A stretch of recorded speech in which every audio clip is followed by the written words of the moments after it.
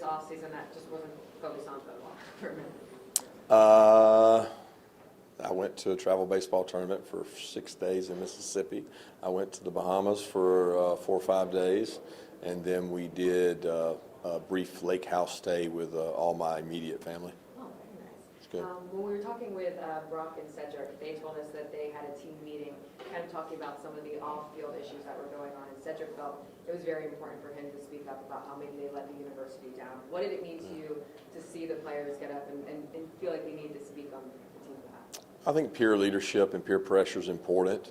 I think Cedric's very passionate about the University of Georgia. That's why he chose to come back. I mean, he's reached out to me several times about he wants to make every player have to learn the fight song, and he takes so much pride in the place that I think the representation he wants the team to have is the reflection that he wants to have himself. And Cedric takes a lot of pride in that, so that doesn't surprise me at all. Were you included in that meeting at all, or was that totally on the players? I might have been. I might have been in the meeting and left. But I think it's a lot more important that players have meetings on their own than initiate them by me, because they just mean more when they do it. A lot of you guys have talked today about the All Blacks and the inspiration behind that. Where did that come from in trying to study them this offseason? Well, it's an outside source we use, and they come up with a lot of different ideas, and they help with the curriculum with which we study things in the off season, and I thought that was a really good fit, considering the success and the sustained success they've had. We'd like to emulate that, and the only way you can emulate somebody is to study them. And so we did a deep dive, 6 weeks into it, one kind of mantra per week, and learned about them. Obviously, you're going to have a new starting quarterback this year. What are you looking for in that individual when you do name him QB1? Decision maker. I want to have a good decision maker. Was that part of the reason why we didn't bring a QB today, is because that would kind of say who you were picking? No, we didn't bring one today because it didn't fit the profile for the leadership role we wanted. I mean, we feel like we've got 3 guys that are really strong leaders, and that position's not completely clear yet. One of the mantras the guys keep telling us today is the better never rest. Is that one of the many mantras that you've given them from the All Blacks? And why that was the All Blacks mantra that one of the ones we studied, and we feel like that's really fitting, because better never rests, and we want to continue to work and progress ourselves and stomp out complacency and as they say, sweep the sheds. You know, no job is too big for anyone when everybody's willing to sweep the shed. When you talk about sustained success, obviously national championships is successful, but how else do you define it with a program? I think graduation. I think community service. I think decision making on and off the field.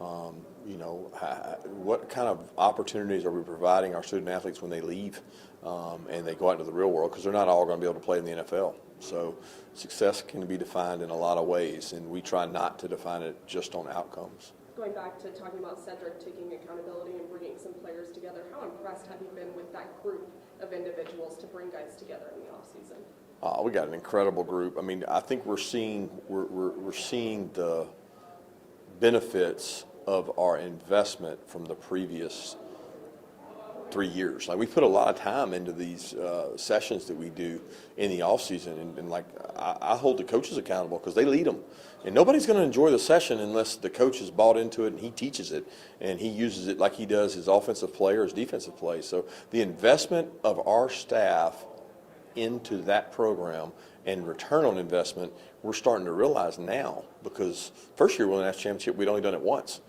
Now we've done it 3 times. So if you're a junior or a senior, you've been through that kind of rigorous meeting schedule 3 times, and you know each other better. So I think we're a more connected team because of the progress we've made over 3 years. What do you expect from Kamari in terms of a leadership standpoint this year?